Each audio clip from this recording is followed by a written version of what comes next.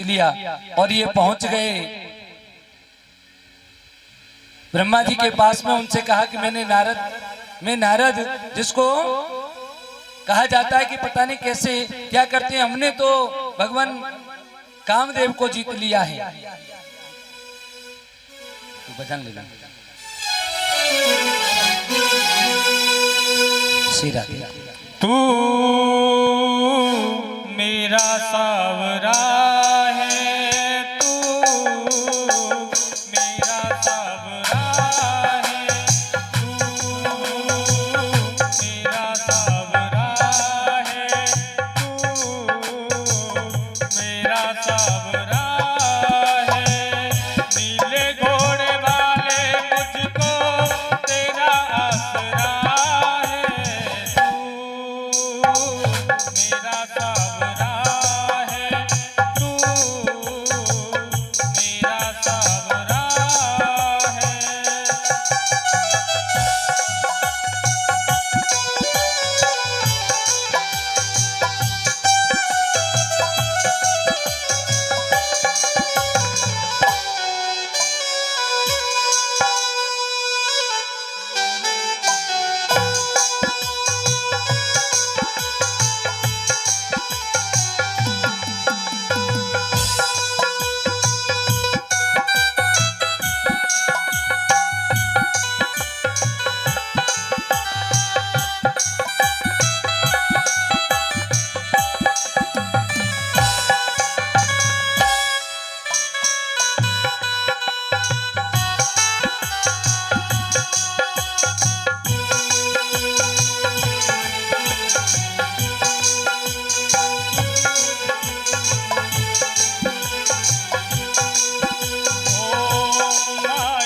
मुझको कभी होने न देना, मायूस मुझको कभी होने न देना।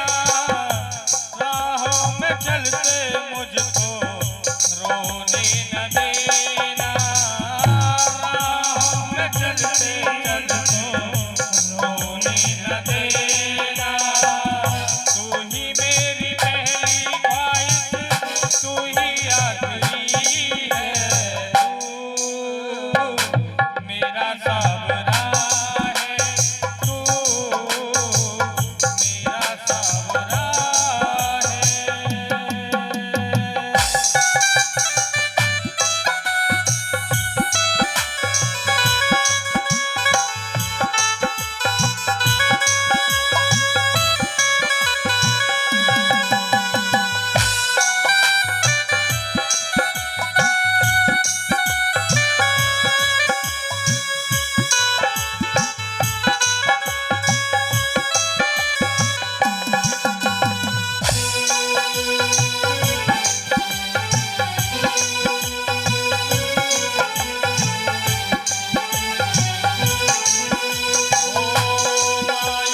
मुझको कभी होने न देना, मायूस मुझको कभी होने न देना।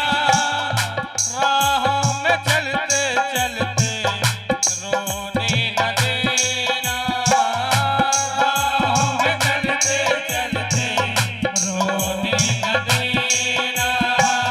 तू ही मेरी पहली चाहत, तू ही आखिरी है, तू मेरा सावरा है, तू मेरा सावरा है। नीले घोड़े वाले मुझको तेरा आसरा है, तू मेरा सावरा है, तू मेरा सावरा है। बोली सांवरे सरकार की जय हो। अब कहते हैं ना, प्रभुता पाई काहे मद नाई। नारद जी ने भी जब देखा कि कामदेव मेरे बस में हो गया, कामदेव तक को मैंने अपने बस में कर लिया, थोड़ा सा अहंकार हो गया। और इस अहंकार के कारण नारद जी, और क्या नारद ही नहीं, हम सबकी यही रीति है। सुर नर मुनि सबकी यही रीति, और स्वार्थ लाग करें सब प्रीति, सबकी रीति है। नारद जी भी इसी रीति का निर्वहन कर रहे हैं। अच्छा एक बात बताओ, अगर हम लोग कोई अच्छा कार्य करके आए, किसी की मदद कर दे, कुछ सहायता करके आए, तो हम उसको हजारों बार कहेंगे आज हमने ऐसा काम किया है, आज हमें फला व्यक्ति मिल गया तो हमने उसकी सहायता की, आज हमने ऐसा किया, उस बात को हजारों बार कहेंगे। लेकिन अगर कोई गलत कार्य करके आ जाए तो अंदर ही अंदर ऐसे घुरते रहेंगे कि किसी को पता न चल जाए कि हमने कुछ किया। चोरी करके आए तो चोर कभी चाहता है कि मेरे बारे में किसी को पता चले कि मैं यहां से चोरी करके आया हूं? कोई नहीं चाहता। इसी प्रकार की स्थिति नारद जी की है। अगर कोई गलत काम करके आते तो कभी ब्रह्मा जी के पास जाकर के नहीं कहते कि पिताजी मैंने कुछ ऐसा कुछ कर दिया, गलत किया है, मैं इन दो लोगों में आपस में लड़ाई करके आया हूं, या मैं झगड़े की नींव डाल के आ गया हूं, कभी नहीं कहते थे। लेकिन आज कामदेव को अपने बस में कर लिया, आज कामदेव को वशीभूत करके आए हैं, इसलिए सीधे पिताजी के पास पहुंच गए। और जैसे ही पहुंचे ब्रह्मा जी कहने लगे अहो नारद, आज कैसे आगमन हुआ? कहने लगे पिताजी आज बड़ा कमाल हो गया। क्या हो गया ऐसा? अरे पिताजी आपको पता नहीं है, आज हमने कामदेव को जीत लिया। काम को जीत लिया? बोले हाँ। एक काम करना नारद, कहीं दूसरी जगह तो तुमने इसकी चर्चा नहीं की? नहीं पिताजी, बस सीधा वहां से आके आपके पास आ रहा हूं, और अपने माँ बाप को भी ऐसी खुशखबरी न सुनाऊं तो किसे सुनाऊं? बोले यहाँ तक तो ठीक है बेटा, एक काम करना, तुम आगे जाकर किसी और को मत इस बात को बता देना। नारद जी सोचने लगे देखो हमारे पिताजी तो काम के चेहरे हैं, इन पे खुद पे तो काम जीतो ना गो, हमने जीत लिया, बेटे ने कुछ अच्छा काम कर दिया तो बाप पे देखो ना जाए, चाह रहे हैं कि किसी को पता ना लगे है? अरे हमारी उपलब्धि है, अगर हम किसी को न बताएं ऐसा कैसे संभव है? पिताजी ने पहलवानी की और उन्होंने कहीं से कोई गोल्ड मेडल नहीं जीत पाया, हर जगह से पटक खा के आ गए। लेकिन अगर बेटे ने गोल्ड मेडल जीत लिया तो पिताजी कह रहे हैं कि इसका प्रचार मत करना कि मैंने गोल्ड मेडल जीता है, कोई मानेगा कोई बालक? अरे गोल्ड मेडल तो दूर की बात है, आज तो कांस्य पदक भी कोई जीत लेना तो तुरंत ही मल्टीमीडिया में छा जाता है।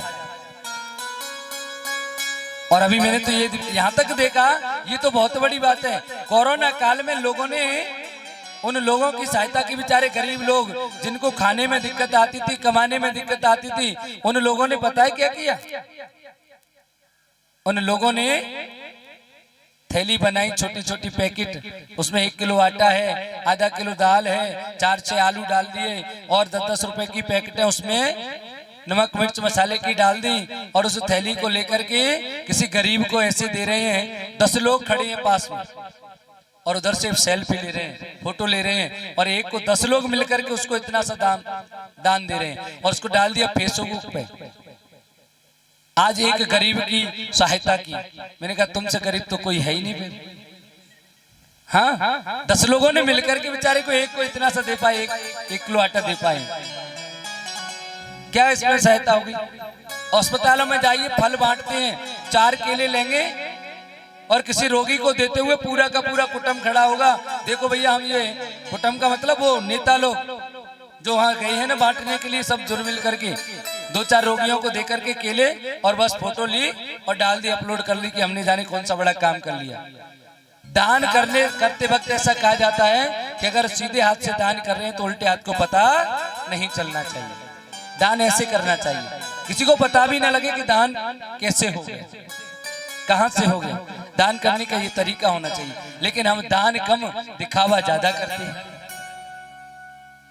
तो नारद जी ने नहीं माना और चले गए सीधे शंकर भगवान के पास में, कैलाश पर्वत पर पहुंचे और वहां जाकर के कहने लगे, कैलाशपति तो सब समझते हैं शंकर भगवान, जैसे ही पहुंचे शंकर भगवान ने कहा आओ नारद जी, आज किधर से भ्रमण करते हुए आ रहे हैं? कहने लगे भगवान आज हम अभी फिलहाल तो हम पिताजी के पास से आए हैं, ब्रह्मलोक से आए हैं। अच्छा, और थोड़ी देर में इधर उधर की बातें की, चर्चाएं की, सब कुछ ठीक ठाक है, हाँ सब ठीक ठाक है, कोई दिक्कत नहीं, कोई टेंशन नहीं है। अच्छा, और क्या चल रहा है?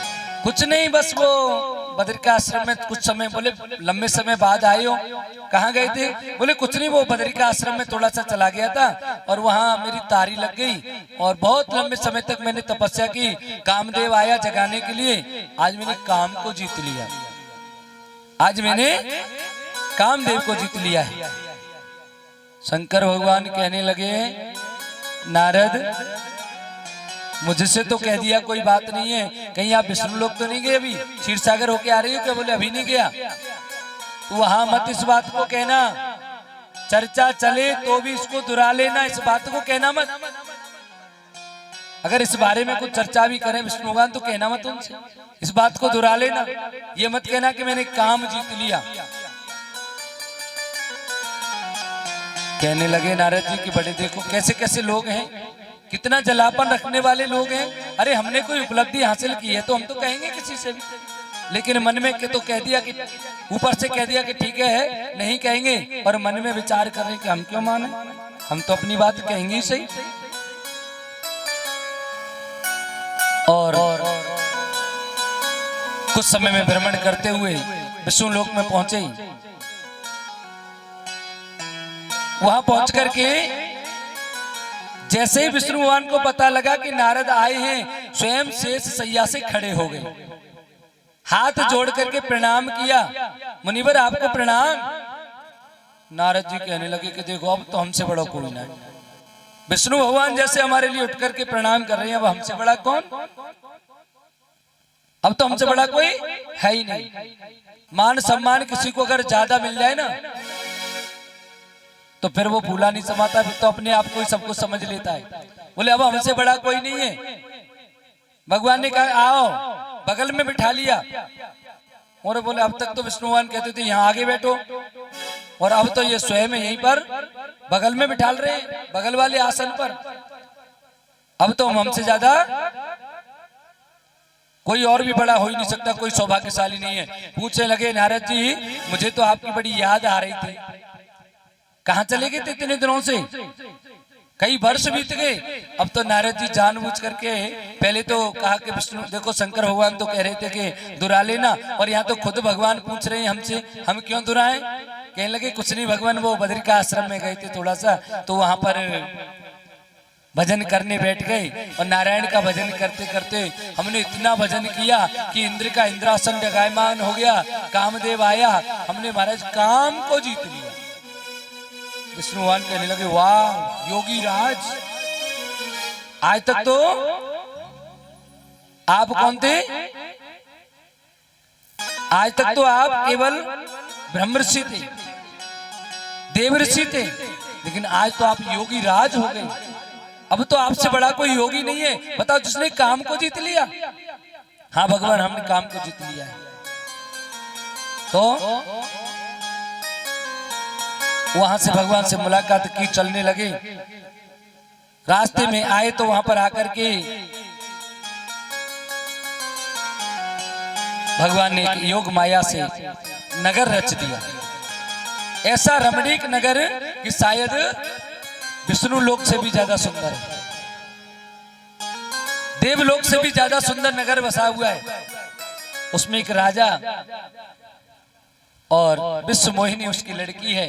नारद जी ने देखा कि इधर से गए थे तब तो नहीं था ये, अब कहां से आ गया? चलो आया है तो चल करके देखे, यहाँ बड़ा उत्सव हो रहा है। पहुंचे तो वहां तो देश विदेश के राजा महाराजा। अब जो व्यक्ति आज वृंदा में प्रभु की महिमा ना जाने,